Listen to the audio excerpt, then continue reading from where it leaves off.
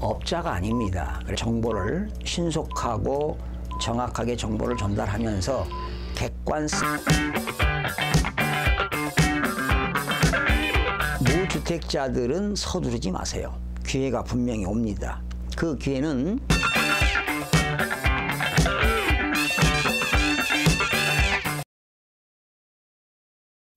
시청자 여러분 안녕하십니까? 반갑습니다. 김동수입니다.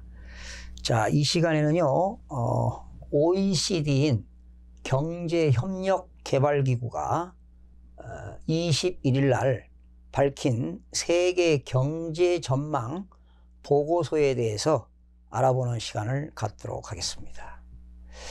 OECD가 21일 날 밝힌 내용인데요. 헤드라인을 보게 되면 무역 및 금융 위험 증가로 글로벌이 성장이 둔화된다. 이런 것이 바로 헤드라인인데요.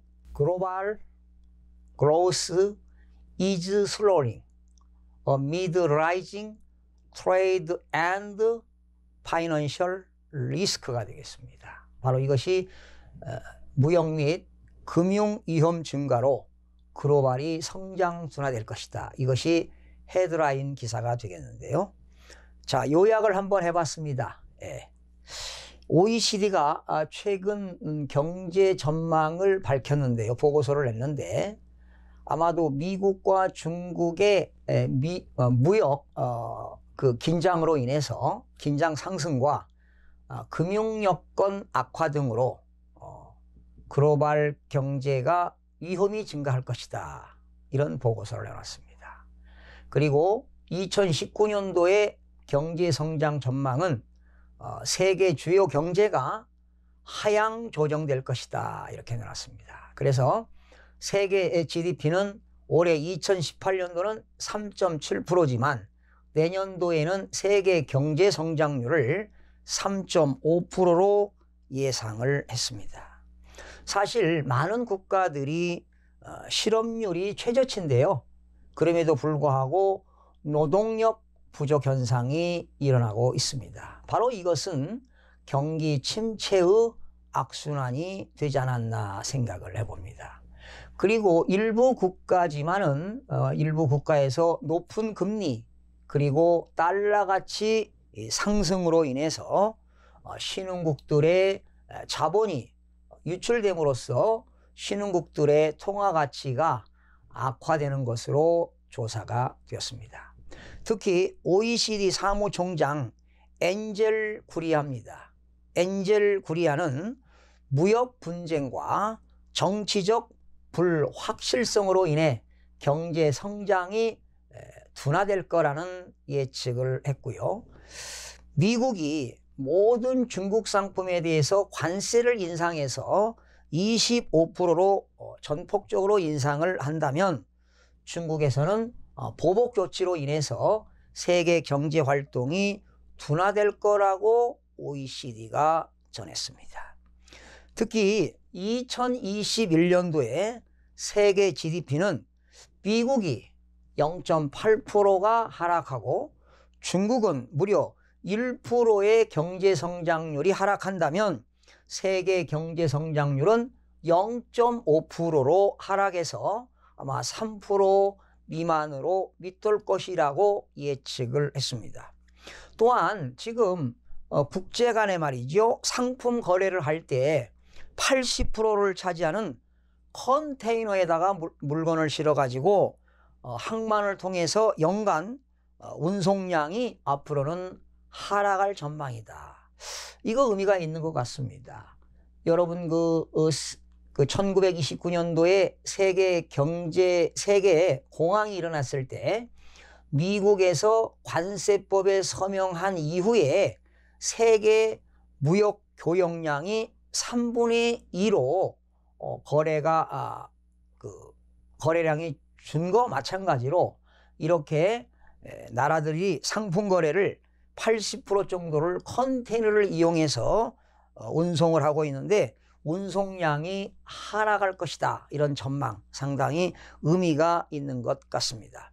또한 OECD의 이코노미스트인 로렌스 분입니다. 여성이죠. 로렌스 부는 세계 경제를 되찾는 것은 임금과 그리고 근로자들의 생활 수준 및 기회 개선 부족에 대한 사람들의 우려에 대응해야 할 것이라고 전하기도 했습니다. 또한 비즈니스 역할을 향상시키기 위한 경쟁 촉진은 노동자들과 협상력을 높이고 소비자들의 가격을 낮추는 데 도움이 될 거라고 보고서가 전했습니다. 또한 기술에 대한 투자도 상당히 중요하다고 보고했는데요. 생산성과 수입을 올리고 근로자 간의 불평등을 해소할 것이라고 전했습니다. 지금 이제 4차 산업혁명 시대로 인해서 AI라고 하는 인공지능과 그리고 디지털화가 확산되는 지금 이 시기에 각 나라들마다 높은 기술력을 자랑하고 있습니다. 그런데 이런 각 나라들의 높은 기술력과 또 그 일상 업무를 처리하는데 낮은 기술력 간의 불평등이 심화하게 되면 위험성이 높아질 거라고 전망을 했고요.